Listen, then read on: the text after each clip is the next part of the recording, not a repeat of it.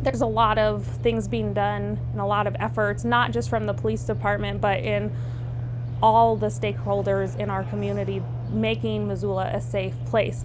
Missoula Police Department Public Information Officer Lydia Arnold says an increase in crime can be alarming.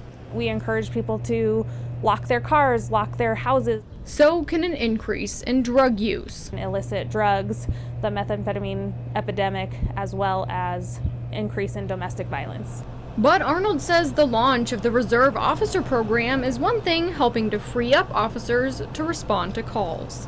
They are able to do things such as court security, security for city council meetings, which means that the patrol officers are able to be out on the streets on patrol. Arnold says the police department alone can't eliminate violent crime. Well, we're all part of the puzzle. And there's many pieces to the puzzle, including mental health.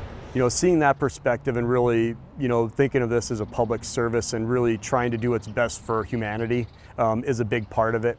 The MPD report shows an increase in calls for service for suicidal people in 2021. Through the mobile support team, trained mental health professionals are able to spend more time on a call connecting people to resources. The average scene time for us is about an hour and 15 minutes when we're on scene, where the average for another responder actually engaged with somebody is anywhere from 10 to 30 minutes. When it comes to crime, Arnold says there could be a lot of reasons why the numbers have gone up, but she agrees addressing the issue will require a community-based approach.